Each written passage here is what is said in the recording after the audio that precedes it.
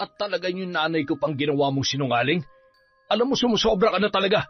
Sa susunod na saktan mo ulit ang inay, hindi na ako makakapagtimpi. Makakatikim ka na sa akin. Naintindihan mo? O yan, magluto ko ng hapunan natin. Pagod at gutom na ako. Bilisan mo! Tama nga ang hinala ko. Masasama kayong tao. Mga walang puso. Magbabayad kayo. Mga magnanakaw. Manahimik ka. Bakit? Ano sa tingin mo? Kaya mo kami?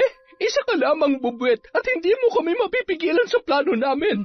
Magsama kayo ng ina mo. Mga uto-uto. Ngayon sa amin ang lahat ng meron kayo. Tayo na, anak. Wala nang dahilan pa para magtagal tayo dito. Nagawa na natin ang matagal na nating plano. Ganyan nga. Ngayon matitikman ninyo ang kabayaran ng inyong kasamaan. Mabuti nga sa'yo, lalong-lalo na sa anak mo. Pero sa katulad mong isang konsentidor na ina na nagpalaki ng halimaw, dapat lang na magtusa ka. Ngayon tingnan ko lang kung saan ka dadalhin ng kaswapangan at katapangan mo. Luluha ka ng dugo dahil sa sumpang magpapahirap sa'yo, mapaaraw man o gabi. Kamatayan lamang ang magiging daan upang matapos ang iyong paghihirap, Aling Tessa. Taon 2007, Rizal. Umalingaw-ngaw ang sigaw ni Rowena sa buong kabahayan nang madatnan nito ang kanyang ama na si Efren na nakahandusay at duguan. Nung mga oras na yun, mag-isa lamang ang lalaki dahil kasalukuyang nasa trabaho pa ang asawa niyang si Rose. Nasa labas naman ang anak niyang si Rowena. Maagang pinauwi ni Rose si Efren dahil biglang sumama ang pakiramdam nito, kaya napilitan ang lalaki na sundin ang kanyang asawa. Nanginginig pang kinuha ng dalaga ang telepono para tawagan ang kanyang ina. Hello, Nay? Si Tatay po.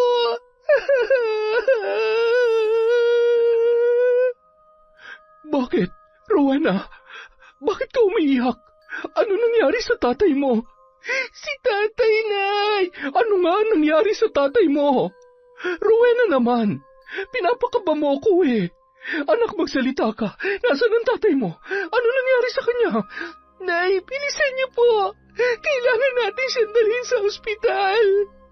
Pagkarinig ni Rose sa mga sinabi ng kanyang anak na dalaga tungkol sa kanyang asawang si Efren, agad niyang binaba ang telepono at nagmamadaling umuwi. Iniwan niya na lamang ang tindahan sa isa sa kanyang mga tauhan. Nang makarating ang babae ay nadatnan nito ang anak na si Rowena, na yakap-yakap ang ama at walang tigil sa pag-iyak.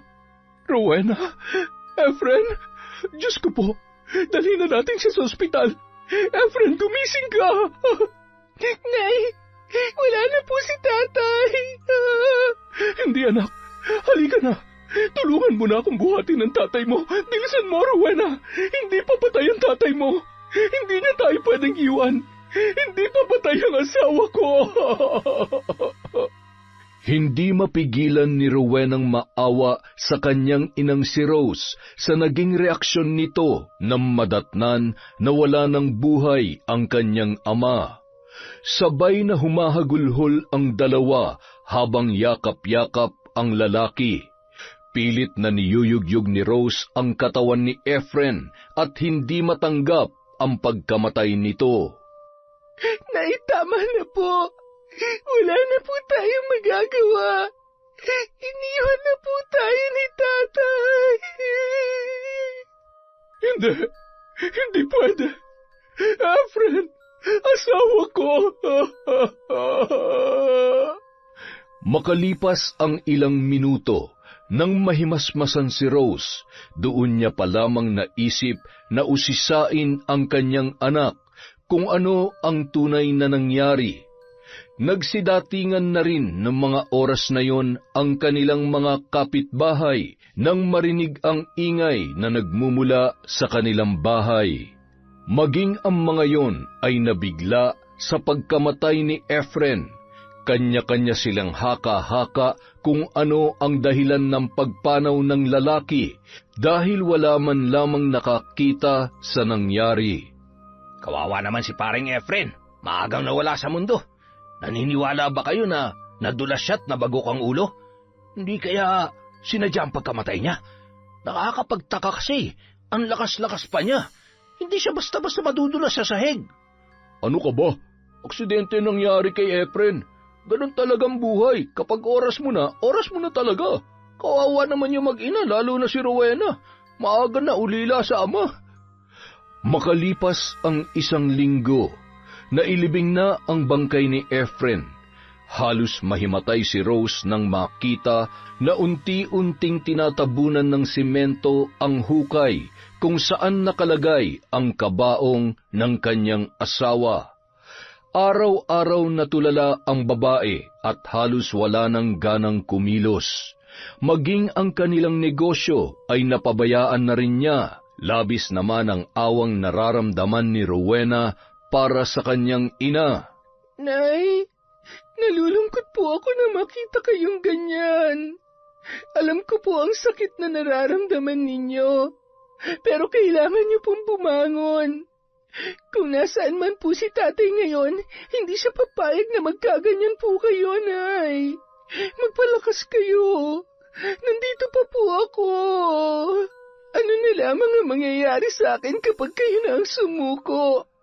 Paano po pag nagkasakit kayo dahil sa ginagawa ninyo? Ilang araw na kayong walang maayos na tulog at wala kayong ganang kumain.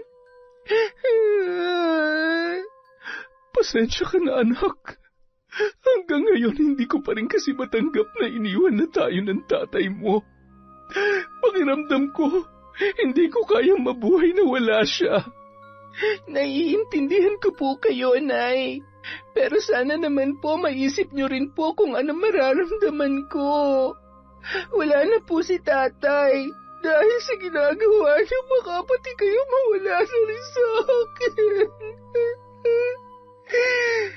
At tuluyan nang pumatak ang butil-butil na luha ni Rose mula sa kanyang mga mata habang pinakikinggan ang sinasabi ng kanyang anak. Doon niya lamang napagtanto ang mga bagay-bagay. Simula nang maglabas ng saloobin ang kanyang anak tungkol sa kanyang nararamdaman, pinilit ni Rose na muling bumangon at magpatuloy. Makalipas ang ilang araw, hindi maipaliwanag ni Rowena ang tuwang naramdaman nang makita ang ina na nag-aasikaso sa kusina. Totoo po ba nakikita ko? Hindi po ba ako nananaginip? Ano ka ba naman, anak? Maghilamos ka na at kakain na tayo. Nakapagluto na ako ng agahan natin. Mamaya pupunta ako sa tindahan. Marami akong dapat ayusin. Hoy, Rowena, naririnig mo ba ako? Ha? Natutuwa lang po ako na unti-unti na kayong bumabalik sa dati. Salamat po dahil nakinig kayo sa akin, Nay. Sabay po nating haharapin ang lahat ng problema. Tandaan niyo po na palagi lamang ako nasa tabi niyo. Mahal na mahal ko po kayo, Nay. Payakap nga sa mahal na mahal kong anak. Tama ka. Marami pang dahilan para bumangon. Maraming salamat dahil hindi mo sinukuan si nanay. Salamat dahil hindi ka nagsawang ipaalala sa akin na hindi pa katapusan ng mundo, na hanggat nabubuhay tayo, mayroon pang pag-asa. Kung nakikita lang tayo ni tatay ngayon, sa palagay ko masayang masaya siya. Masaya siya dahil hindi niyo hinayaan na lamunin kayo ng lungkot at tuluyang mawalan ng gana sa buhay. Muling niyakap ni Rose ang anak at pagkatapos ay sabay na silang kumain ng almusal. Nakangiting pinagmamasdan ng dalaga ang kanyang ina habang kumakain. Pagkatapos ay nagpaalam na si Rose kay Rowena para pumunta sa kanilang pwesto.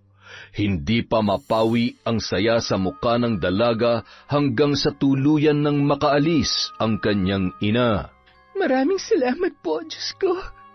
Sa wakas, muli ko ring nasilayan ang mga ngiti sa labi ni Nanay. Salamat po, Ama, sa patuloy ninyong paggabay sa amin. Hindi ako nagkamali na sa inyo ako humingi ng tulong. Makalipas ang ilang oras, Nakarating na rin sa kanilang pwesto si Rose. Nagulat ang mga tauhan nito nang makita nila ang babae. Dahil simula nang mamatay ang kanyang asawa, hindi na ito nagawi sa tindahan. Tanging ang anak na lamang niya ang pumupunta roon. Madam, mabuti naman po at maayos na ang pakiramdam ninyo. Alam niyo ho ba, miss na po namin kayo. Palagi nga po kayong hinahanap ng mga customer natin eh. Unti-unti na rin pong nauubos ang mga stocks na paninda natin. Natatakot nga po kami na akala namin ay tuluyan na magsasara itong tindahan. Pati po kami mawawalan ng trabaho. Paano na lang po namin bubuhayin ang mga pamilya namin? Huwag na kayong mag-alala, nandito na ako. Muli nating ibabangon ang tindahan na ito. Walang mawawalan ng trabaho. Pasensya na kayo kung napabayaan ko ng ilang buwan na negosyo. Pati tuloy kayo ay naapektuhan. Hamot babawi ako sa mga panahong wala ako. Natutuwa ako dahil kahit na muntikan na malugi ang negosyo natin, hindi pa rin ninyo kami iniiwan. Masaya ako na may mga taong katulad ninyo. Muntikan pang magkaiyakan sina Rose at ang kanyang mga tauhan. Wala nang inaksayang oras ang babae at agad na inasikaso ang mga dapat ayusin. Tiningnan niya rin isa-isa kung ano ang mga kulang sa kanilang tindahan. Pagkatapos ay namili at pinunan ulit ang mga kulang na paninda. Kinagabihan. Rowena, anak, ikaw na munang bahala dito sa kusina, ha? Magpapahinga muna ako saglit. Medyo napagod ako maghapon. Ang dami kong inasikaso sa tindahan eh. Gisingin mo na lamang ako kapag nakapagluto ka na. Sige po, Nay. Ako na po ang bahala dito. Nanibago po siguro ang katawan ninyo. Gusto niyo po, masahihin ko po kayo mamaya. Sige anak, gusto ko yan. Basta gisingin mo na lamang ako kapag kakain na tayo. Baka kasi mapasarap ang tulog ko eh. Makalipas ang 1 oras, nakatapos ng mag-asikaso si Rowena sa kusina. Naghain na rin siya ng kanilang hapunan. Tumungo siya sa kwarto para gisingin ang noon ay mahimbing na natutulog na si Rose. Pinagmamasdan niya ang maamong mukha noon habang bahagyang nakabuka ang bibig at humihilik. Kawawa naman si Nanay. Mukhang napagod ng husto. Ay, Nay, gising na po. Kakain na po tayo. Nakahain na po ako. Anak, ang sakit ng katawan ko. Medyo busog pa naman ako dahil nagmerienda ako kanina. Sige po, itatabi ko na lamang po yung ulam ninyo. I love you, Nanay. Good night po. Inayos ni Rowena ang kumot ng kanyang ina bago yun lumabas sa kwarto at dahan-dahang isinara ang pinto. Kumain na lamang mag-isa si Rowena. Pagkatapos maghugas ng pinagkainan, natulog na rin ang dalaga. Kinabukasan, maagang nagising si Rowena at agad na naglinis ng bahay at ininit na rin ang natirang ulam para sa kanyang nanay. Sinangag niya rin ang kanin dahil paborito yon ng kanyang ina. Sakto namang pagkagising ni Rose ay nakahain na ang anak nito. Oh, Nay, gising na po pala kayo. Halika na po, mag-almusal na tayo. Sakto, siguradong gutom kayo at hindi kayo kumain kagabi. Sobrang napagod talaga ako kahapon, anak.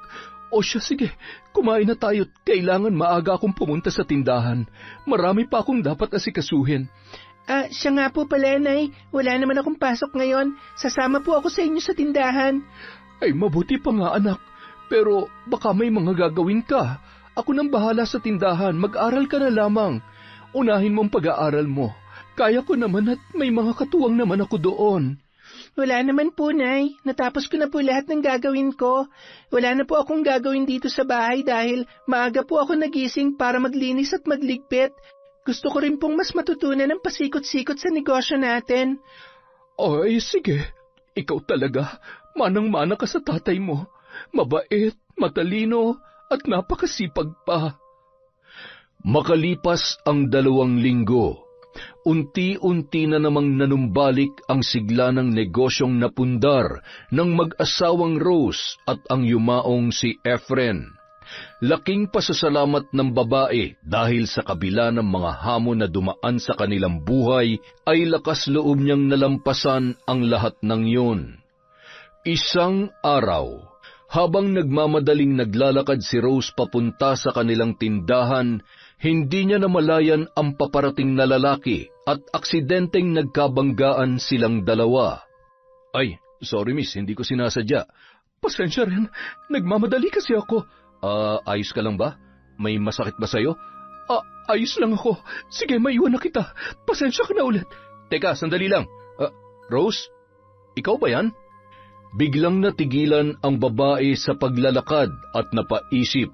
Natawa na lamang siya nang maalala kung sino ang lalaking nasa kanyang harapan.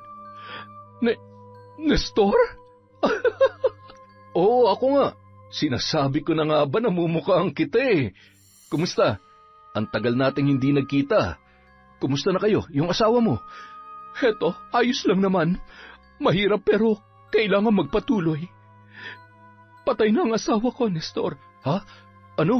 Ay, sorry. Hindi ko alam. Ayos lang. Sige na, maiwan na muna kita, ha? Rose, sandali.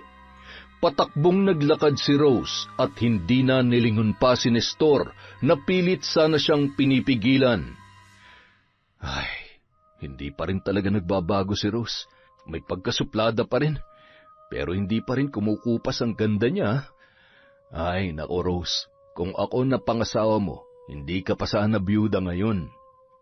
Si Nestor ang dating kaklase ni Rose na may gusto sa babae nung mga dalaga't binata pa lamang sila.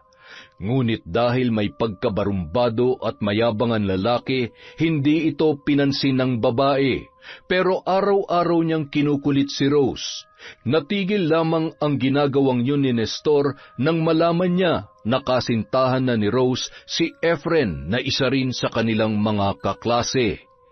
Makalipas ang 2 araw, nagulat si Rose nang tawagin siya ng kanyang tauhan at sinabing may naghahanap sa kanya. Wala siyang maisip na bisita nung araw na yun. Ang buong akala niya ay isa lamang yon sa kanilang mga customer. Nestor, anong ginagawa mo dito? At paano mo nalaman ang pwesto ko? Ako pa ba? Nagtanong-tanong ako sa mga tao dito kung saan ang bahay mo. Dito ako tinuro sa tindahan. Abay, akalain mong negosyante ka na pala ngayon? Ano bang sadya mo? Marami kasi akong inaasikaso dito sa tindahan. Importante ba yan? Ay nako, hindi ka pa rin talaga nagbabago. Hanggang ngayon ba naman, kailangan mo pa rin akong sungitan? Hindi naman sa ganon. Marami lang talaga akong ginagawa. Simula nung mamatay si Efren, mag-isa ko nang pinapatakbo itong negosyo namin. Muntikan pang ang malugi at magsara. Sandali, ano nga bang pinunta mo dito? Ikaw naman? Gusto ko lang naman mangumusta. Lalo na nung mabalitaan ko na patay na nga yung asawa mo. Alam ko kasi ang pakiramdam ng mawalan ng mahal sa buhay. Bakit? Patay na rin ba ang asawa mo? Hindi. Namatay na rin kasi yung mga magulang ko. Asawa? Wala akong asawa. Alam mo ba, simula nung mag-asawa ka, nawalan na ako ng gana maghanap ng iba. Alam mo naman ikaw lang ang babaeng gusto kong makasama habang buhay. Kaya lang... Ay naku, Nestor, kahit kailan hindi ka pa rin talaga nagbabago. Bolero at babaero ka pa rin.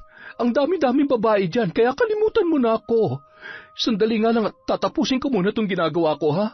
Pasensya ka na talaga. Ang dami kong inaasikaso ngayon eh. Kahit noong sila ay nag-aaral pa, ganoon na talaga ang ugali ni Nestor. Napailing na lamang si Rose habang tinatapos ang kanyang ginagawa. Kahit na medyo nayayamot ang babae dahil sa mga samot-saring banat ng lalaki, hinayaan niya na lamang yun na magpatuloy sa pagkukwento. Nung matapos na ang kanyang ginagawa ay napilitan na rin yun na makipagkwentuhan kay Nestor. Kahit hindi niya aminin, kahit papaano ay nawala ang bigat na nararamdaman niya nang maikwento niya sa lalaki ang hirap ng kanyang pinagdaanan. Hindi niya rin maitatanggi na kahit hindi niya gaanong gusto ang ugali ni Nestor ay napapatawa siya nito. Yan, dapat laging ganyan. Mas lalo kang gumaganda kapag nakangiti ka eh. Mula kasi nun, kapag kinakausap kita, parang Biyernes Santo na lang lagi ang mukha mo. Ay, mabuti na lang at napapangiti na kita ngayon. Oh, ikaw naman ang magkwento tungkol sa buhay mo. Gusto ko yung totoo, ha? Baka naman puro kasinungalingan lang ang sasabihin mo sa akin. Grabe ka naman. Ganyan ba talagang pagkakakilala mo sa akin? Sinungaling? Maliban sa pagiging mayabang at babaero mo, wala naman talaga akong ibang alam tungkol sa'yo. Nagbago na ako. Hindi na ako kagaya nung dati. Tsaka totoo naman talaga yung sinabi ko sa'yo. Hindi na ako nag-asawa mula nung nagkatuluyan kayo ni Efren. Pero baka ngayon magbago na ang isip ko. Ha? Anong ibig mo sabihin? Wala. Sabi ko baka sakaling makahanap pa ako. Hindi pa naman huli ang lahat. Tsaka bata pa naman ako. Malakas pa naman ang tuhod ko. Ikaw talaga puro kakalokohan. Magseryoso ka nga. Kaya siguro walang babaeng naniniwala at nagkakagusto sa iyo eh. Ay. Ilang sandali pa, biglang natigil ang pag-uusap ng dalawa nang biglang dumating si Rowena. Mano po, Nay? Oh, anak, bakit ang aga mo? Wala ka na bang pasok? Anak? Uy, may anak ka pala? Oo, si Rowena, ang nag-iisang anak namin ni Efren. Rowena, anak, magmano ka sa tito Nestor mo. Kaklase namin siya ng tatay mo noong high school. Mano po? Kaawaan ka ng Diyos, iha. Manang-mana sa iyong anak mo, Rosa. Ganyan na ganyan ka rin kaganda noon. Napatitig si Rowena kay Nestor mula ulo hanggang paa. Hindi niya gusto ang patuloy na pakikipagbiruan nito sa kanyang ina. Hindi niya maipaliwanag na sa unang kita niya pa lamang sa lalaki ay mukha ng mainit ang kanyang dugo rito. Maya-maya pa nagpaalam na si Nestor sa mag-ina. Matipid ng ngiti lamang ang itinugon ni Rowena sa lalaki sabay tumalikod. Nay, nanliligaw po ba sa inyo lalaking yon? Sus Mariosep ka naman anak, bakit mo naman naisip yan? Kilabutan ka nga sa sinabi mo. Hindi pa nga inaabot ng taon nang mawala ang tatay mo eh. Tapos ngayon magpapaligaw na ako. Anak naman, baka kurutin ako sa singit ng tatay mo o di kaya naman ay biglang bumangon yun sa hukay. Ay, kumakatingin naman kasi sa inyo, parang ewan. Huh? Ganun talaga si Nestor anak, kaya hindi na ako nanibago sa ugali niya. Huwag ka mag-alala, hindi naman ako magpapaligaw sa tulad niya. Ang tatay Efren mo lang ang tanging lalaking minahal ko at ang tanging lalaki na mamahalin ko. Dapat lang, Nay. Wala makakapalit kay tatay. Tsaka kung sakali man na magpaligaw ka, huwag naman sa lalaking yon. Mukhang hindi mapagkakatiwalaan. Ewan ko ba, hindi magandang pakiramdam ko sa kanya. Ang anak ko talaga, kung ano-ano ang iniisip. Magmerienda ka na nga lang at maya-maya ay magsasara na tayo. Samantala, nang makarating sa kanilang bahay si Nestor ay pasipul-sipul pa yun. Nadatnan niya ang kanyang ina na si Aling Tessa na nagluluto ng kanilang hapunan. Mukhang ang saya-saya ng anak ko ah. Saan ka ba nanggaling? Hindi lang basta masaya, Nay. Sobrang saya ko. Eh, bakit naman? Nanalo ka ba sa loto? Naka-jackpot ka ba? Yayaman na ba tayo? Inay naman talaga, pera na naman ang nasa isip. Nagkita po kami ni Rose, yung babaeng madalas kong ikinukwento sa inyo noon. Oo, ano naman ngayon kung nagkita kayo? Di ba may asawa na yon? Ano bang balita sa kanya? Patay na ho si Efren, yung asawa niya. Biyuda na siya ngayon. Ibig sabihin, pwede ko na ipagpatuloy yung naudlot kong panliligaw sa kanya noon. Sa tingin mo, porket biyuda na siya, papayag na siyang ligawan mo? Kung noon nga hindi ka nagtagumpay, ngayon pa kaya? Nay naman, wagas naman kayo kung makatawa dyan. Wala kaya tang tiwala sa anak mo eh. Magaling kaya tong dumiskarte. Wala talaga. Tsaka ano naman ang mapapala mo sa babaeng yon? Eh wala ka naman matinong trabaho tapos dadagdag ka pa ng palamunin? Diyan ka nagkakamali, Nay. Jackpot tayo kay Rose. Malakas ang negosyo niya. Kung sakali mapapangasawa ko siya, di ba lahat ng kayamanan niya mapapasakin din? Para na rin ako nanalo sa loto noon. Anong sabi mo? May negosyo si Rose? Totoo ba yan, anak? Totoong-totoo, Nay.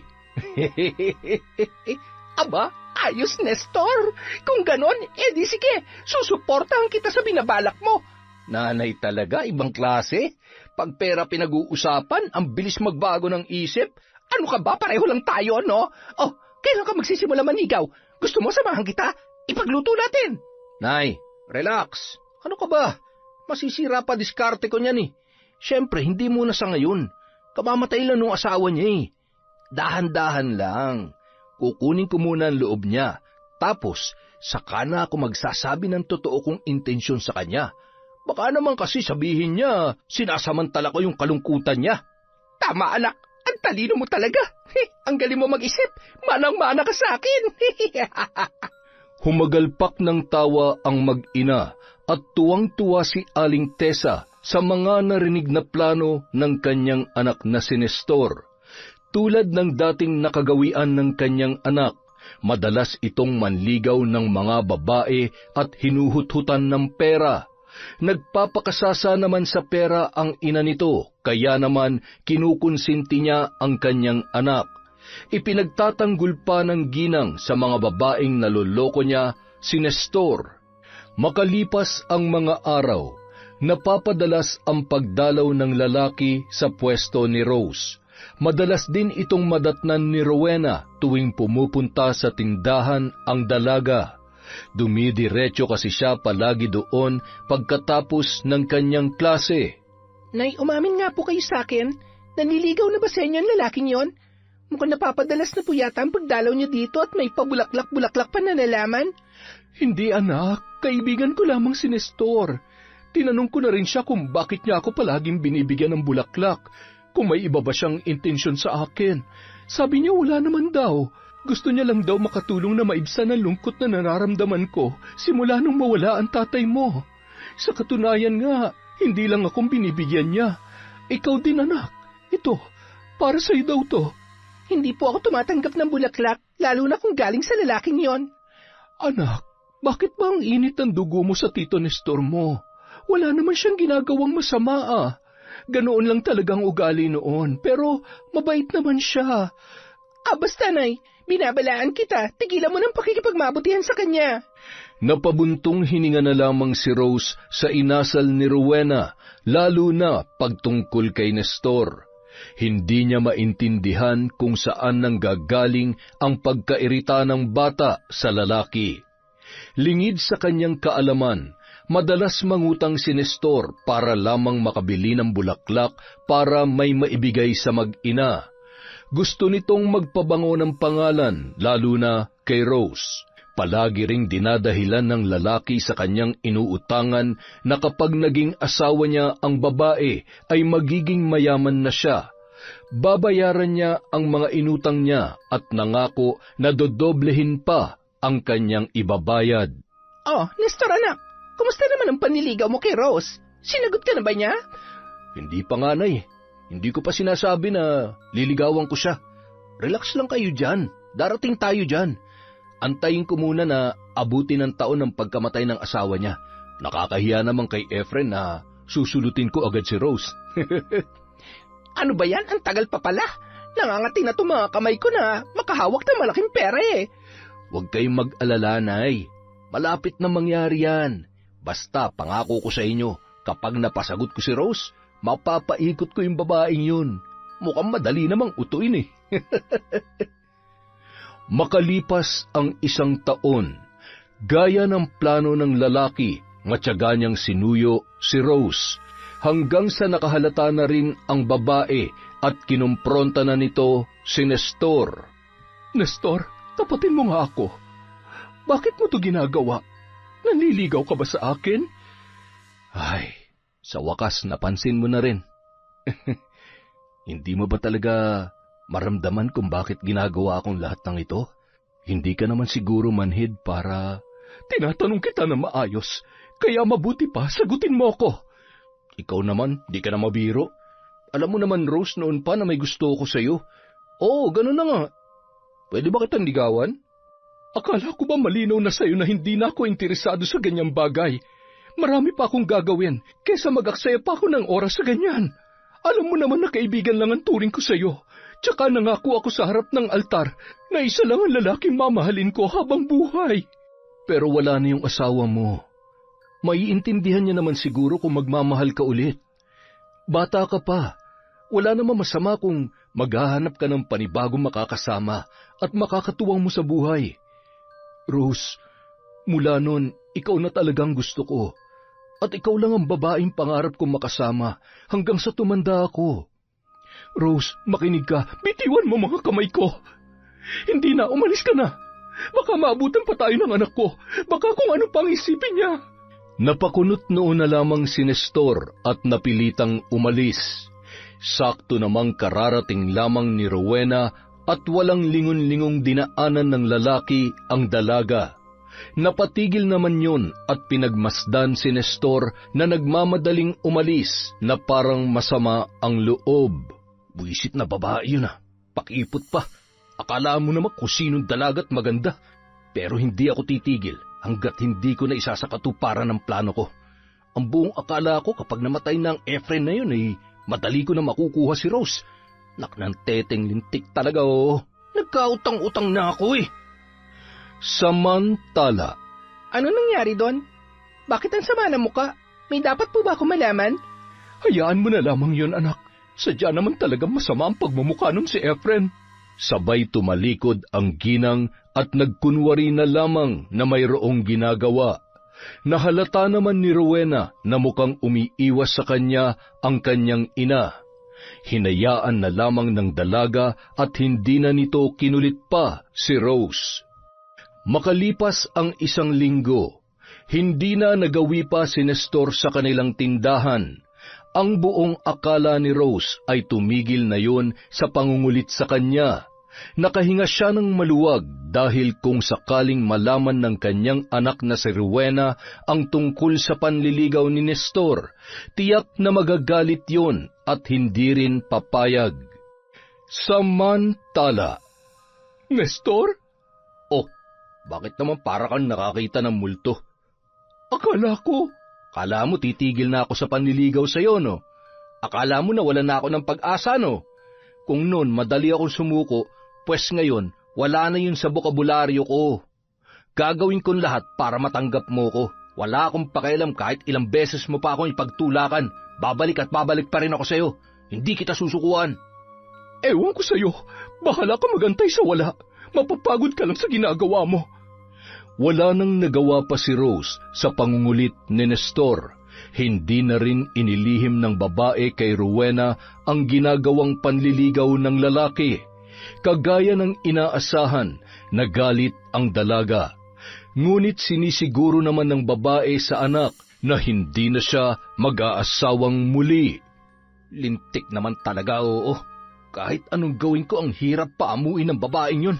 Kailangan ko makaisip ng paraan para makuha kong loob niya. Hindi ako papayag na mauwi lang sa wala ang lahat ng nasimulan ko at pinaghihirapan ko. Pasasaan ba't makukuha rin kita, Rose? Pati ang karangyaang mayroon ka ngayon. Mapapasakin ang lahat ng yan. Kahit araw-araw ipagtabuyan ni Rose si Nestor, hindi pa rin ito tumitigil sa panunuyo sa kanya.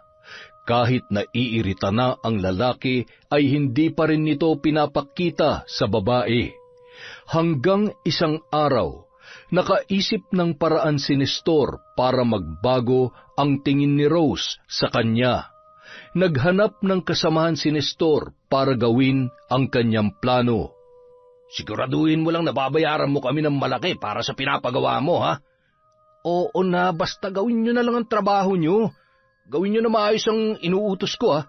Siguraduhin nyo lang na hindi kayo papalpak at hindi ako sasabit. Maliwanag ba? Areglado, basta hindi ka sasablay sa usapan, ha? Sisiw lang naman yung pinapagawa mo sa amin, eh. Kinabukasan, matapos ang buong maghapon, pinauna nang umuwi ni Rose ang kanyang mga tauhan at nagpaiwan siya sa tindahan. May mga kailangan pa kasi siyang asikasuhin. Sa kabilang banda, naghihintay ang 2 lalaki na babayaran ni Nestor para gawin ang kanyang inuutos. Habang naghihintay naman si Nestor kung kailan siya susugod, hinintay muna ng 2 lalaki na magsara ang tindahan ni Rose. Ang tagal naman lumabas ng Rose na yan. Bakit hindi pa natin pasukin? Mag-isa lang naman yata sa loob yun, eh.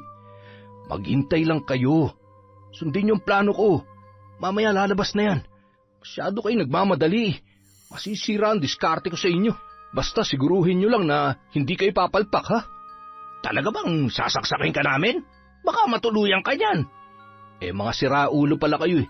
Malamang hindi nyo naman ako papatayin. Daplis lang, ha? Kailangan lang magmukhang kapanipaniwala at magmumukha akong superhero sa mga mata ni Rose.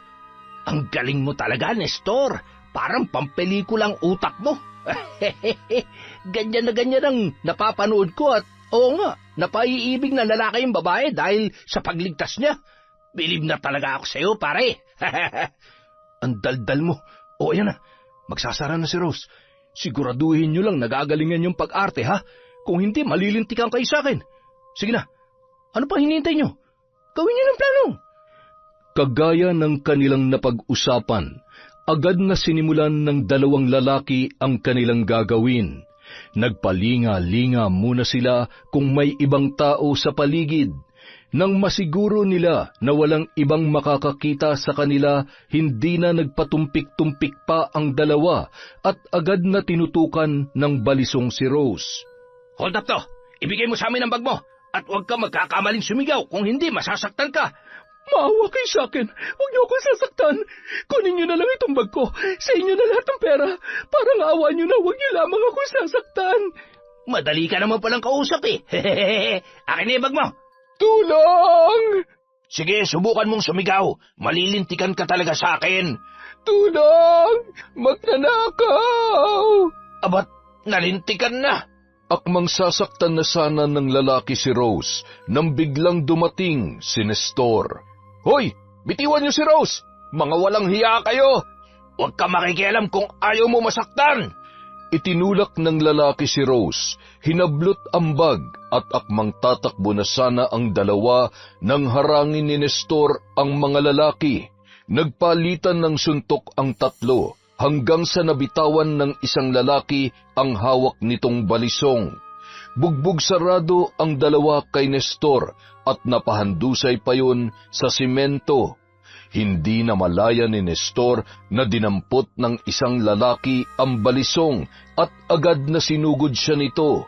Tinamaan siya sa tagiliran, dahilan para umagos ang masaganang dugo. Kumaripas naman ng takbo ang dalawa. Patakbong pinuntahan ni Rose ang kinaruroonan ng dugoang lalaki. Ayos ka lang ba? Naku, may tama ka, Nestor. Huwag ka mag-alala. Malayo to sa bituka. Ikaw, kumusta ka?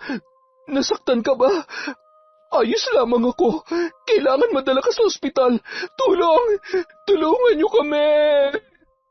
Sa kabutihang palad, may nakarinig ng sigaw ni Rose. Sa tulong ng isang lalaki at isang babae na isakay ni Rose sa kanyang kotse ang sugatan na si Nestor. Pinaharurot niya ang sasakyan at ilang minuto lamang nakarating na sila sa pinakamalapit na ospital. Nabalitaan ni Rowena ang nangyari kaya agad na pinuntahan nito ang kanyang ina. Nay, kumusta po kayo? Nag-alala po ako ng husto nung malaman ko ang nangyari.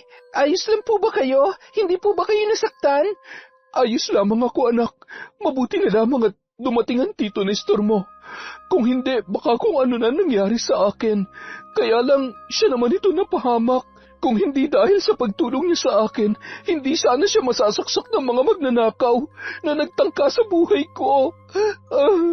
Palihim na napangiti si Nestor habang nakikinig sa pinag-uusapan ng mag-ina.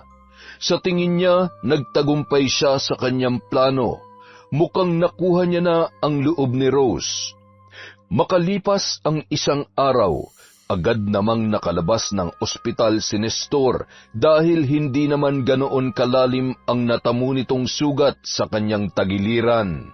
Mabuti naman at maayos ng kalagayan mo, Nestor. Alam mo ba na nag-alala ako ng gusto sa'yo? Hindi ako nakatulog kagabi dahil nagigilty ako sa nangyari. Hindi ko siguro mapapatawad ang sarili ko kung merong nangyaring masama sa'yo. Ano ka ba, Rose? Huwag mong sisihin ang sarili mo. Alam mo naman na lahat handa akong gawin para sa'yo. Ganun kita kamahal kaya handa ako magbuwis ng buhay, Mailigtas ka lang sa kung anumang kapahamakan. Kaya kong gawin ang lahat. Mapatunayan ko lamang sa iyo na seryoso ako sa nararamdaman ko. Paniwalang paniwala si Rose sa matatamis na salita ng lalaki. Sa katunayan, mukhang biglang nagbago na ang pakikitungo niya kay Nestor mula nang mailigtas nito ang kanyang buhay. Ngunit lingid sa kanyang kaalaman, walang katotohanan ang lahat ng mga lumalabas na salita sa bibig ng lalaki. Ang lahat ng mga yon ay parte lamang ng kanyang plano. Simula nung araw na yon, halos araw-araw na namang bumibisita si Nestor sa tindahan ni Rose, at lumipas ang 1 buwan, isinama na siya ng babae sa kanilang bahay. Wow! Ang ganda pala ng bahay niyo. Ang sarap siguro ng pakiramdam kapag nakatira ka sa ganitong bahay. Ang yaman mo na talaga, Rose. Hindi naman. Nakakaluwag-luwag lang sa buhay. Ito ang katas ng pinaghirapan namin ni Efren. Sayang nga lang at maaga siyang nawala. Marami pa sana kaming pangarap. Ano ka ba? Huwag mo na nga yang isipin. Ayan, ang lungkot na naman tuloy ng mukha mo. Sige ka, papangit ka niyan. Kalimutan mo na nakaraan. Alam ko kung nasan man ngayon si paring Efren, tiyak na masaya na siya ngayon para sa'yo. Hindi naman siguro siya tututol kung muli ka mag-aasawa. Maiintindihan niya naman yun, di ba? Biglang natahimik si Rose at malalim na buntong hininga na lamang ang kanyang pinakawalan.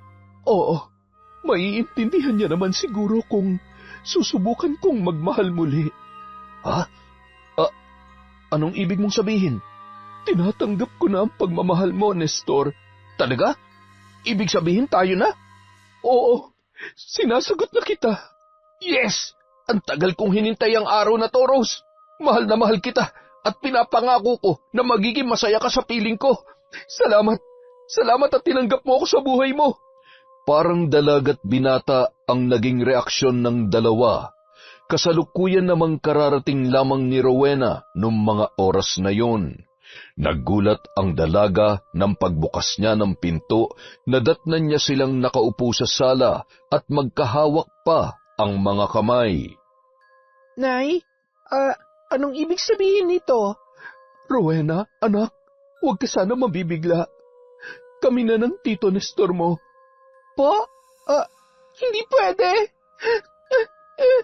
Umiiyak na tumakbo si Rowena papasok sa kanyang kwarto. Hindi matanggap ng dalaga na sinagot na ng kanyang ina ang kanyang Tito Nestor. Nagalit siya sa kanyang nanay dahil hindi nito pinanindigan ang kanyang sinabi.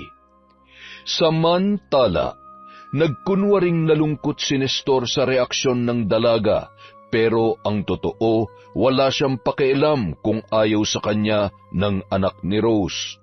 Ang mahalaga lamang sa kanya ay nakuha niya na ang loob ng babae at madali niya na lamang itong mapapaikot sa kanyang mga kamay. Mukhang ayaw yata talaga sa akin ng anak mo. Hindi naman. Nabigla lamang yon. Huwag ka mag-alala.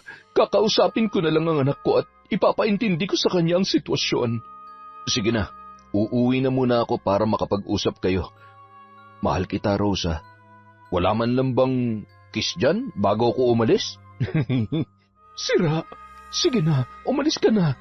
Magkita na lang tayo bukas sa tindahan. May pa-flying kiss pa si Nestor bago sinara ang pintuan. Hindi naman napigilan ni Rose ang kiligin at ngumiti, habang nakadungaw si Rowena at inis na pinagmamasdan ang dalawa. Nakita naman ni Rose ang dalaga na nakatingin sa kanila, sabay tumalikod at pumasok sa kwarto. Agad na umakyat ang ina at kumatok sa pintuan noon. Anak, buksan mo ang pinto. Please, mag-usap naman tayo. Ayaw kitang kausap, Nay. Sinungaling ka. Anak, hindi ganun yun. Siguro naman maiintindihan mo si nanay. Mahal na mahal ko kayo ng tatay mo at hindi ko siya mapapalitan dito sa puso ko. Bakit ka mag-aasawa ulit? Tapos yun pang lalaking yun. Akala ko ba kami lang ang mahal mo? Kami ni tatay. Anak, sige na, buksan mo na itong pinto. Ipapaliwanag ko sa iyong lahat. Makinig ka muna sa akin. Hindi niyo na po kailangan magpaliwanag. Malinaw na po sa akin ang lahat. Iwan niyo na po muna ako, Nay. Gusto ko po mapag-isa. Walang nagawa si Rose kundi iwan na lamang si Rowena. Hindi niya na ito pinilit pa at pinahupa na lamang muna ang nararamdaman ng anak. Nag-asikaso na lamang ang babae ng kanilang kakainin. Samantala, tuwang-tuwa naman si Tessa sa binalita sa kanya ng anak na si Nestor. Gusto niya nang ipakilala siya ng lalaki sa bago nitong kasintahan.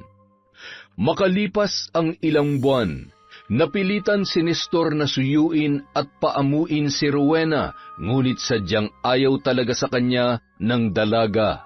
Kahit puro kabutihan lamang ang kanyang ipinapakita, nakilala na rin ni Rose si Aling Tessa at makalipas ang ilang buwan, nagkasundo agad ang dalawa. Rose, anak, baka naman pwede ako makahiram ng pera. May bibilhin lamang ako. Kulang kasi itong pera ko eh. Ano ba naman kayo, tita? Pwedeng-pwede po. Magkano po bang kailangan nyo? Sandali po at kukuha lamang ako. Salamat, iha. Ang bait mo talaga. 1,000 lang sana. Ay, ang swerte ng anak ko sa'yo. Bukod sa maganda ka na ay napakabuti mo pa. Ay naku, si tita talaga ng bola pa. Maswerte din po ako sa anak ninyo. Oh, eto po. Dinagdagan ko na po yan. Baka kailanganin nyo pa. Ay naku, salamat ulit. Hamot, babayaran kita kapag binigyan ako ng anak ko. Wala pong problema. Bayaran niyo na lang po kapag nakaluwag-luwag na kayo. Tuwang-tuwa si Aling Tessa dahil nauuto niya si Rose. Madalas din dumadalaw ang ginang sa tindahan ng babae. Makalipas ang 6 na buwan, inutusan ni Aling Tessa ang anak nitong si Nestor na yayain ng pakasalan si Rose. Nang sa ganun, magkaroon na siya ng karapatan sa lahat ng ari-arian ng babae. Kaya napilitan ng lalaki na magtrabaho at mag-ipon para may panggastos siya sa pinaplano nilang kasal. Kinausap niya ng masinsinan si Rose at pumayag naman yon sa inaalok nito. Talaga? Payag ka ng pakasalan ako? Kaya lang, hindi pa sapatan na ipon kong pera eh. Gusto ko sana kasi maging legal na ang pagsasama natin. Kahit na wala na si Efren, pakiramdam ko, isa lang akong kabit.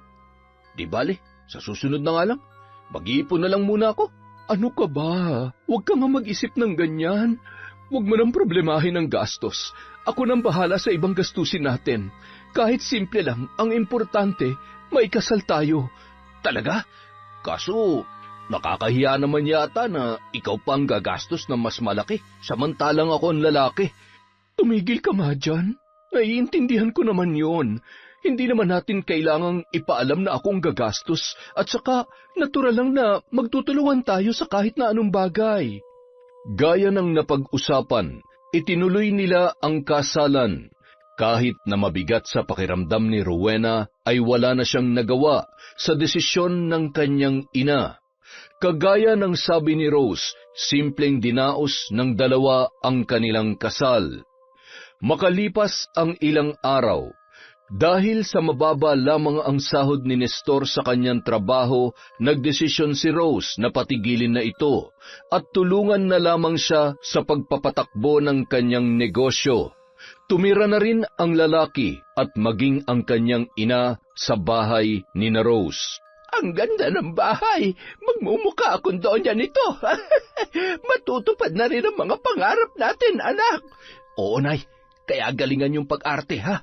Kailangan mapaniwala natin si Rose na malinis ang hangarin natin sa kanila, na hindi lang perang habol natin sa kanya. Natigil ang pag-uusap ng mag-ina nang dumating si Rose sa sala at niyaya na ang dalawang kumain. Tinawag na rin ng babae si Rowena, ngunit hindi ito sumabay sa kanila. Palaging nakakulong sa kwarto ang dalaga at iniiwasan ang mag-inang sina Aling Tessa at Nestor.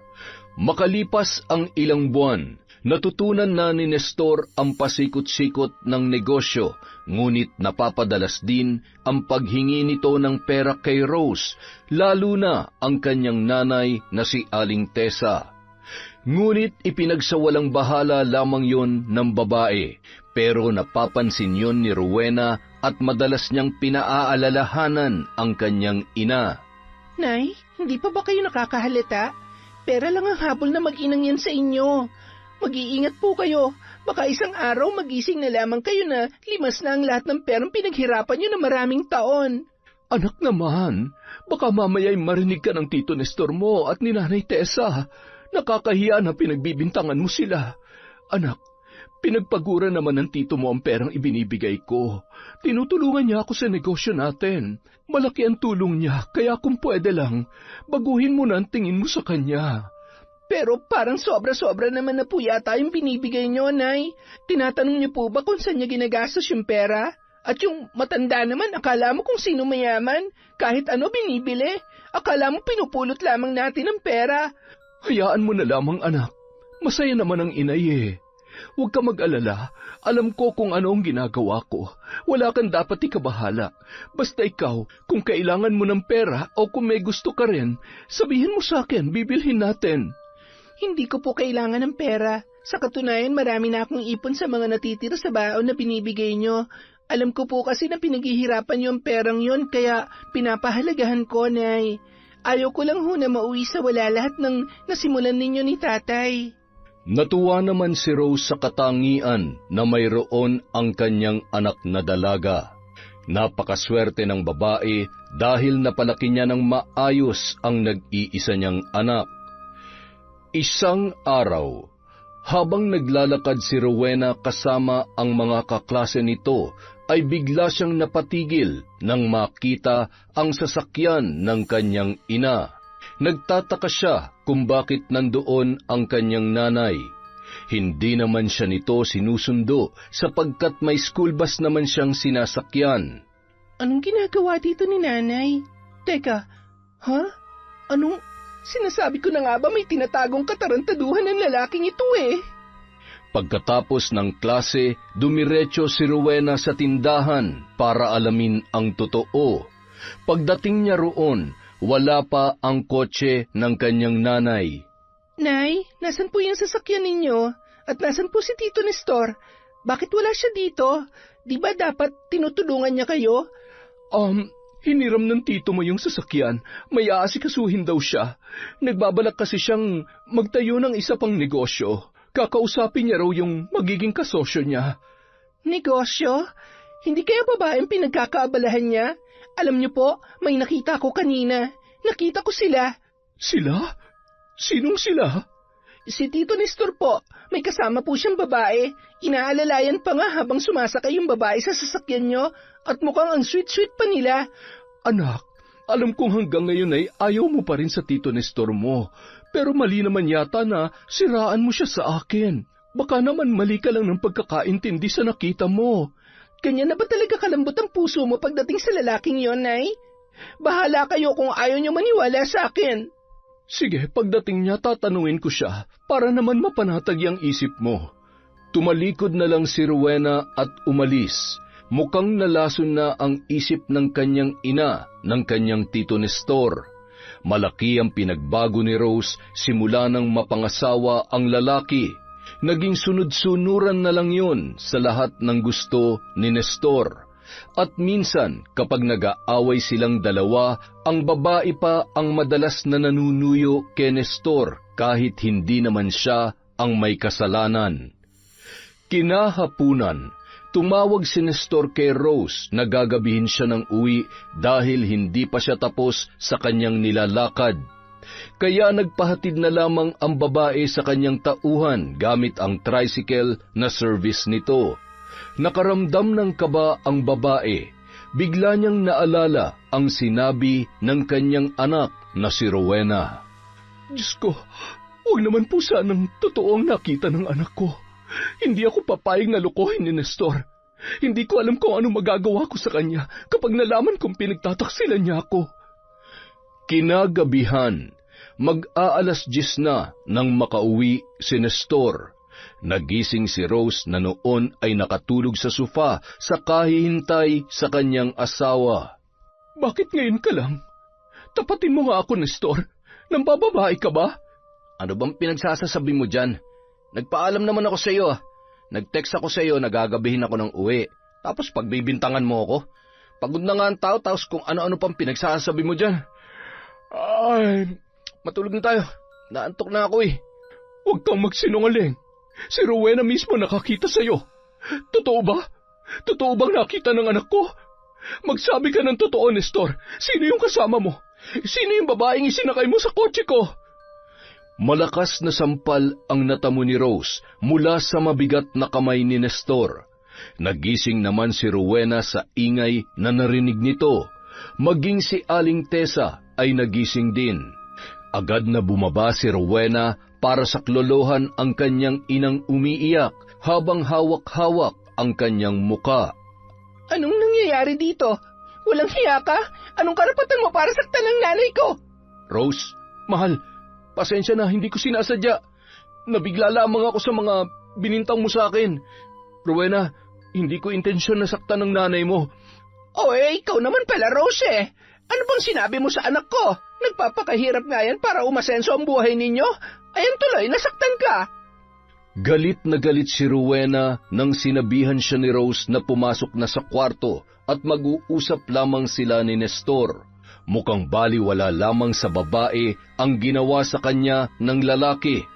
Padabog na sumunod ang dalaga at nakakuyom ang mga kamay sa sobrang galit na nararamdaman. Makalipas ang ilang linggo, sina Aling Tessa at Rowena lamang ang madalas maiwan sa bahay. Dahil sa wala naman silang katulong, madalas utusan ni Aling Tessa sa mga gawain ang dalaga. Dati ang ginang ang gumagawa noon, ngayon ay unti-unti na yung nagbabago. Nakahilata na lamang ito maghapon at nanonood ng TV.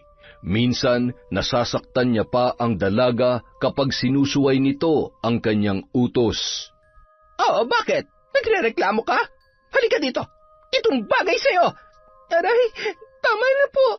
Bitawan niyo po ang buhok ko, nasasaktan po ako. Talagang masasaktan ka kapag hindi mo sinunod lahat ng inuutos ko. At subukan mo magsumbong sa nanay mo, malilintikan ka sa akin. Hindi mo alam kung ano ang kaya kong gawin. Kaya kung ako sa'yo, manahimik ka na lang at sumunod. Ha! Sinasabi ko na nga ba, may masama kayong balak sa amin. Mga mapagsamantala at napakasama ng ugali niyo. Kayo ng anak mo.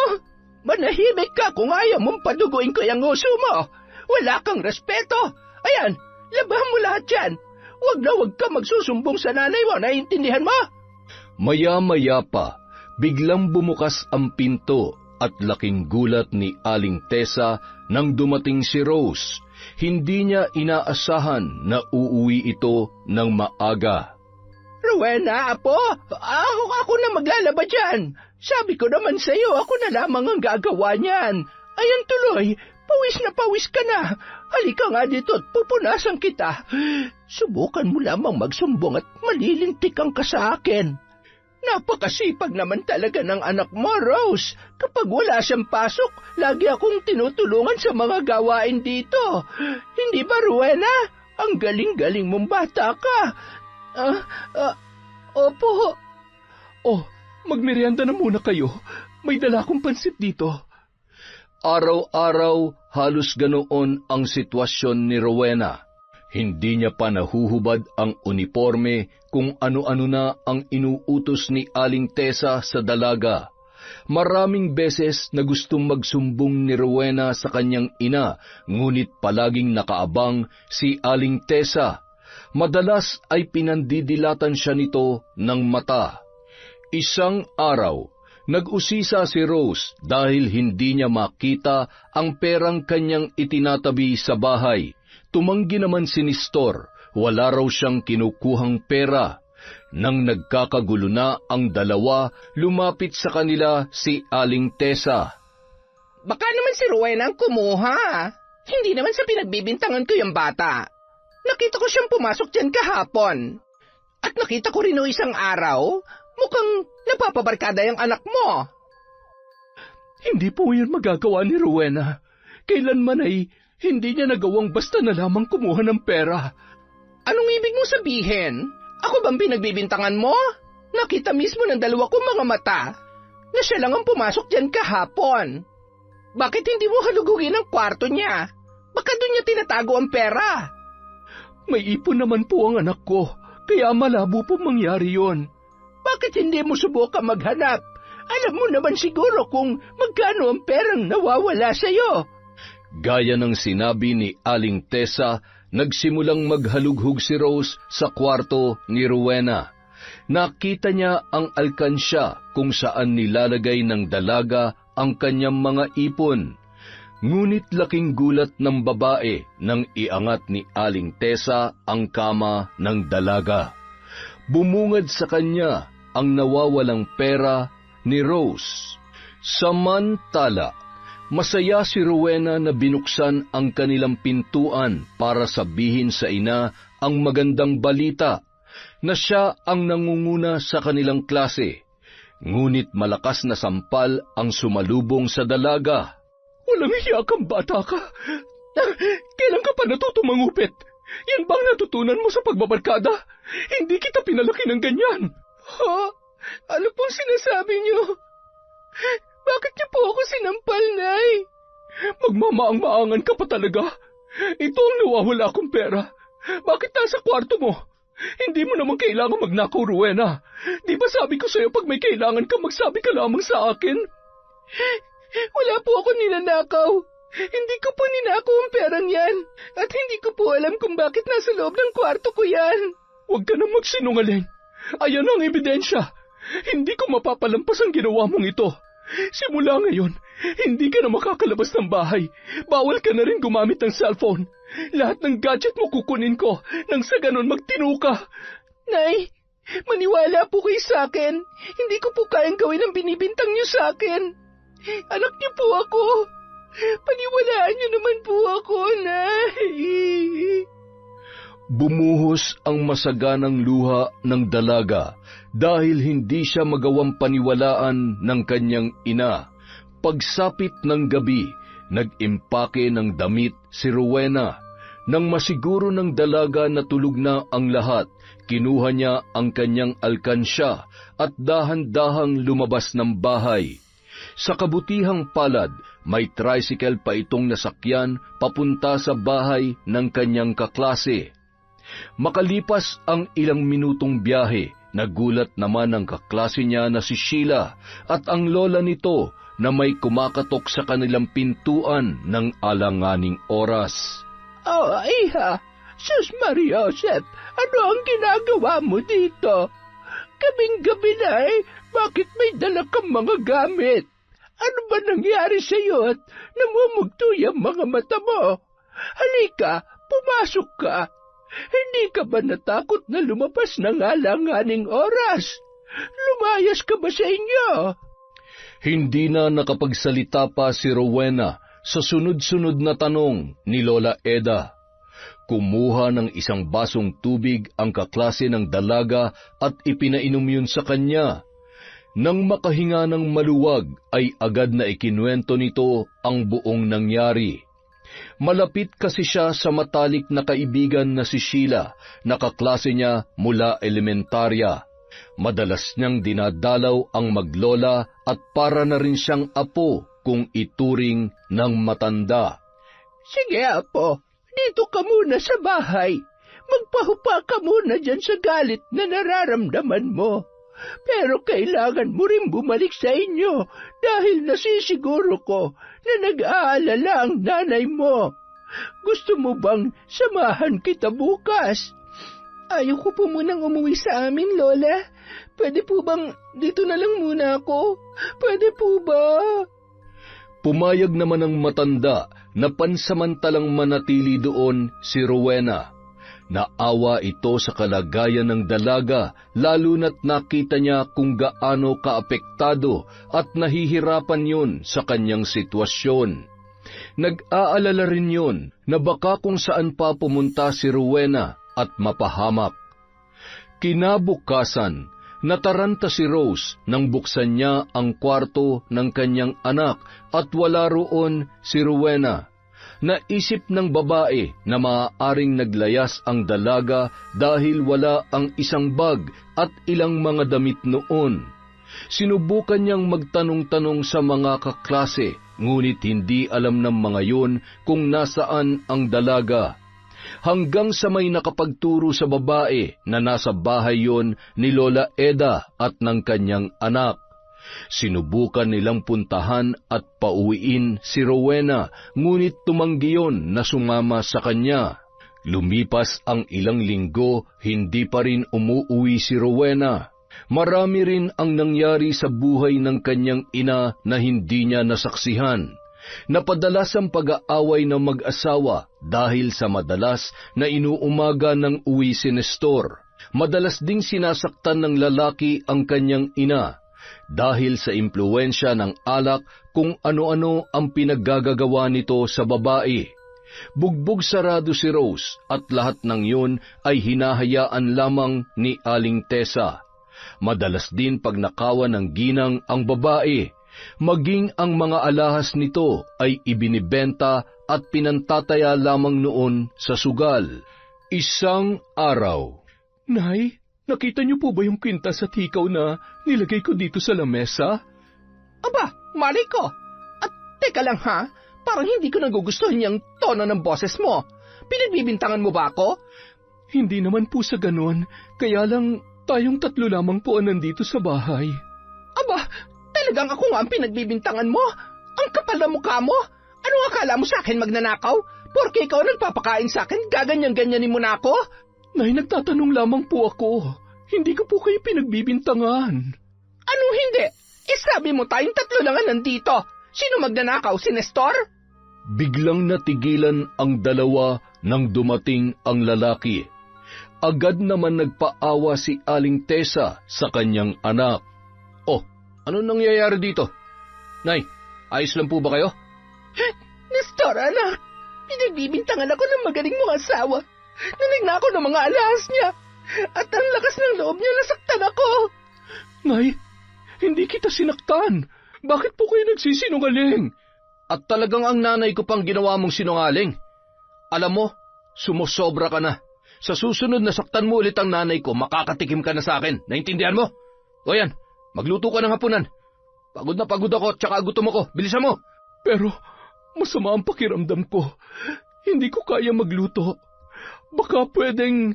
Anong pwede? Trabaho mong pagsilbihan ng asawa mo. Pasalamat ka nga't natutulungan ka ni nanay sa mga gawain dito sa bahay. Kung tutuusin, matanda ng nanay ko, kaya dapat hindi na siya nagkikikilos pa dito. Kung bakit kasi hindi ka nalang kumuha ng katulong eh.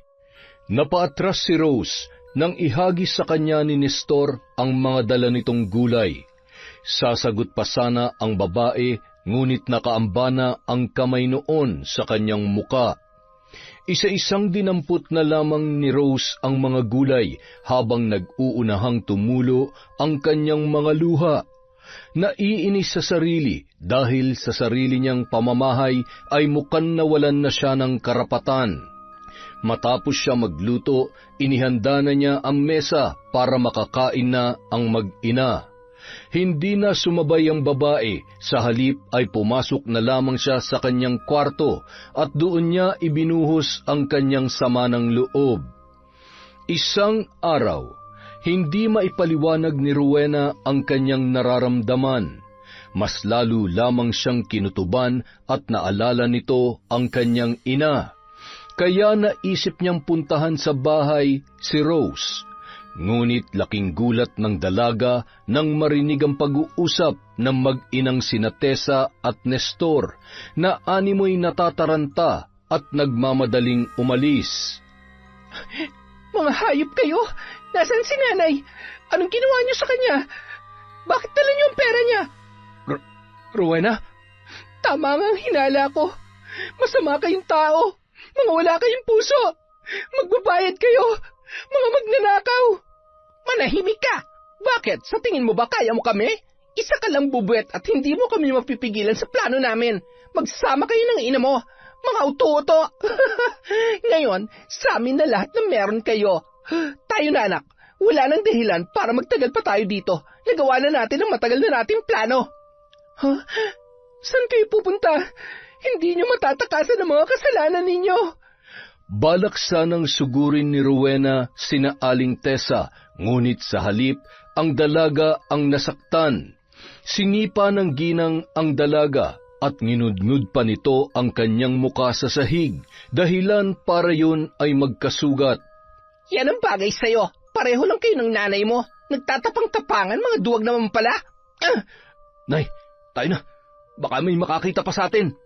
Paano maginang ito? Baka magsumbong pa ito sa mga pulis. Malilintikan tayo. Kailangan madispatcha natin sila. Ako nang bahala sa kanila, Nay. Sige na, mauna na kayo sa kotse. Nagtungo sa kusina si Nestor at binuksan ng gasul tsaka niya sinindihan ng posporo. Nagliyab ang apoy sa kusina at agad na lumabas ang lalaki at pinaandar ang sasakyan. Samantala, walang malay si Rowena. Nagising lamang siya nang maamoy ang gas at naramdaman ang init sa paligid. Nagulantang ang dalaga nang imulat niya ang kanyang mga mata.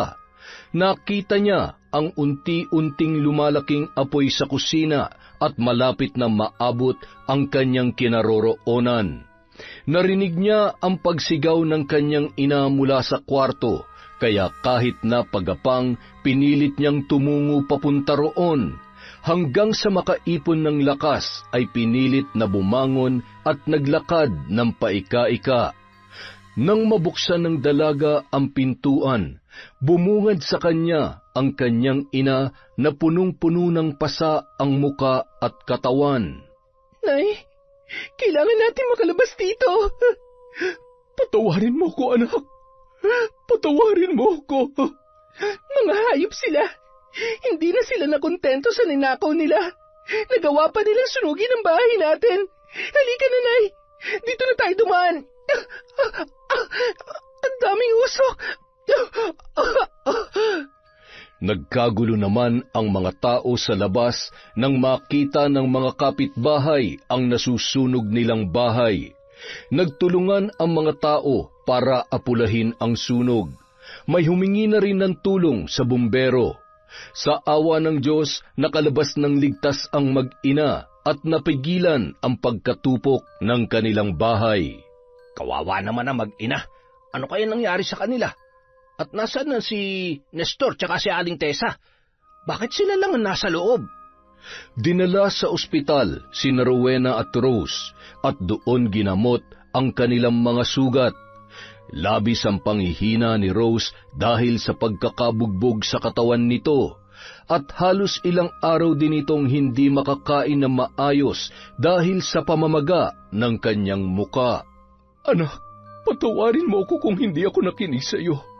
Kung sana lamang ay pinakinggan kita noon pa, hindi sana ito nangyari sa atin. Kasalanan kong lahat, pati tuloy ikaw na damay.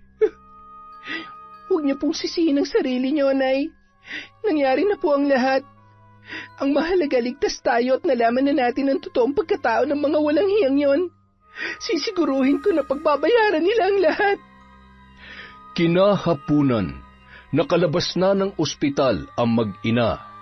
Pansamantalang nanuluyan sila sa kaibigan ng kanyang nanay. Habang ginagamot ni Rowena ang mga sugat ng ina, hindi niya mapigilan ang tumulo ang kanyang mga luha, dala ng awa at galit na nararamdaman.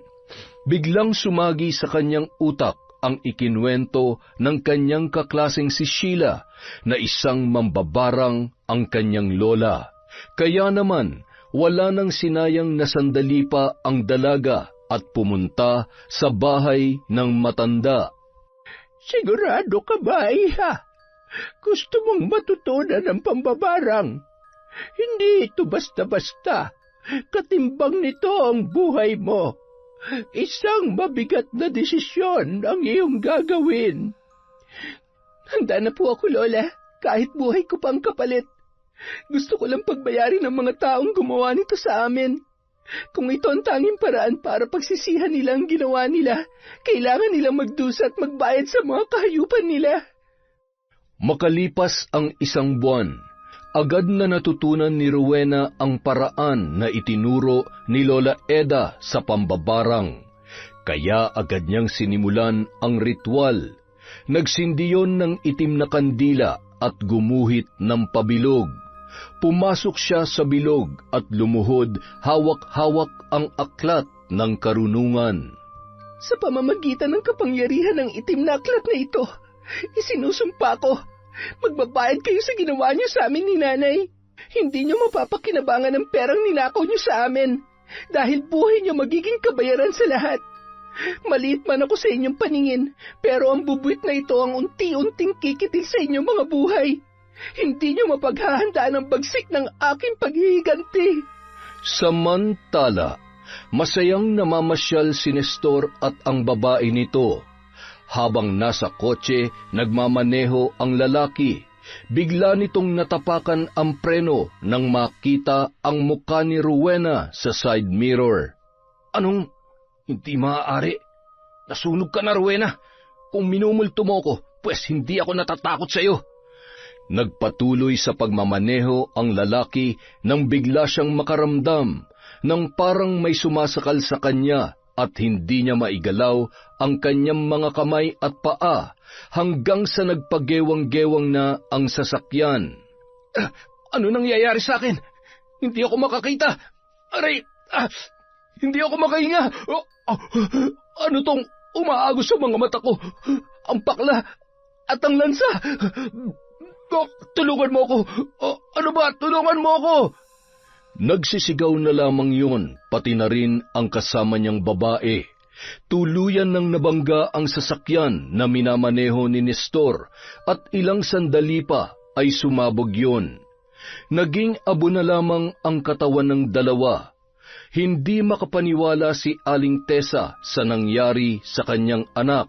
Sa kabila ng kanyang pagluluksa sa pagkamatay noon, ay hindi niya rin maipaliwanag ang sakit na kanyang nararamdaman. Halos gumapang ang matanda dahil sa pananakit ng kanyang ulo at pagkirot ng kanyang tiyan, kasabay ng paglobo noon, at may naglilitawan na malalaking ugat. Nagputukan yon at may naglabasan na malalaking uod at kung ano-anong insekto. Aray! Ang sakit! Ano ba to? Hindi ko na kaya! Nagmamadaling nagtungo sa banyo si Aling Tessa para umihi, ngunit laking pagtataka niya nang hindi na nauubos ang likidong dumadaloy mula sa kanyang pagkababae. Hindi ko na kaya. Ano ba nangyayari sa akin? Mukhang napaglalaroan yata ako. Ari ko. Hindi ako maaaring mamatay. Ayoko. Samantala, ganyan nga. Ngayon natikman niyo na ang kabayaran ng inyong kasamaan. Buti nga sa'yo, lalong-lalo na sa anak mo. Pero sa katulad mong isang konsentidor na ina na nagpalaki ng halimaw, dapat lang na magdusa ka. Ngayon tingnan ko lang kung saan ka dadalhin ng kaswapangan at katapangan mo. Luluha ka ng dugo dahil sa sumpang magpapahirap sa'yo, mapaaraw man o gabi. Kamatayan lamang ang magiging daan upang matapos ang iyong paghihirap, Aling Tessa. Anak ko, bakit nangyayari sa atin to? Diyos ko, kung kabayaran man ito sa pagkakasala namin, sana'y mapatawad mo kami ng aking anak. Pinagsisisihan ko na ang lahat. Makalipas ang ilang buwan, nagpagala-gala na lamang si Aling Tessa. Wala sa sarili, naglalakad na mag-isa. Nakakadiri ang kanyang mga sugat at umaalingasaw ang kanyang amoy. Kung ano-ano na ang nakasabit at nakatali sa kanyang mahabang buhok. At wala na rin sa sariling katinuan. Nestor? Anak? Nasaan ka ba? Hinahanap ka ni Nanay. Hoy, ikaw, nakita mo bang anak ko? Gwapong-gwapo yun. Marami yung pera. Teka, anong pinagsasasabi nyo? Hindi pa patay ang anak ko. Hindi patay si Nestor. Shhh! Buhay ang anak ko. Marami siyang pera. Oh, ayun siya, oh. Anak, sandali lang. Hintayin mo si Nanay Nestor. Mayroon namang naawa sa ginang at nagmagandang loob na ipatingin sa manggagamot. Dinala siya sa isang albularyo dahil pinaniniwalaan niya na nabarang ang ginang. Totoo nga na nabarang siya, ngunit wala na akong magagawa para siya'y mapagaling. Malakas ang kapangyarihan ng gumawa nito. Pinalakas ito ng kanyang galit at puot na nararamdaman. Tanging ang magagawa ko lamang ay magamot ang kanyang mga sugat.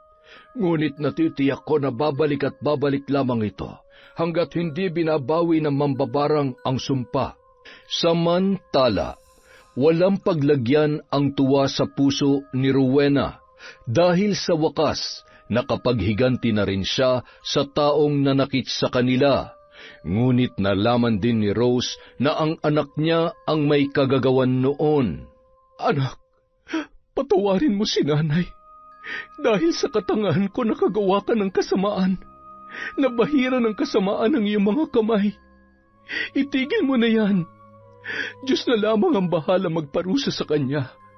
Bigyan mo ng puwang ang puso mo para magpatawad. Magsimula tayo muli. Tayong dalawa. Babangon tayo, anak. Mahal na mahal ka ni nanay.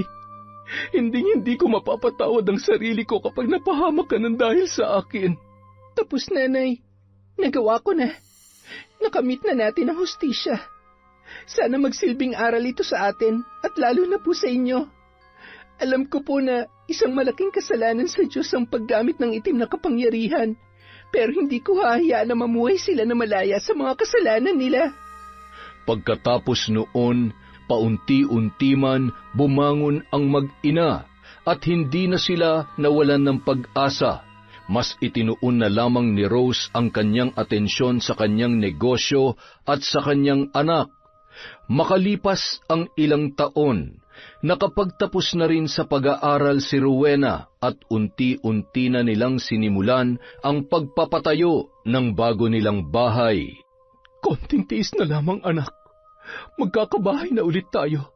Hindi man kasing gara noong una. Ang mahalaga, magkasama pa rin tayo at masaya na tayo ngayon. Mahal na mahal ko po kayo, Nay.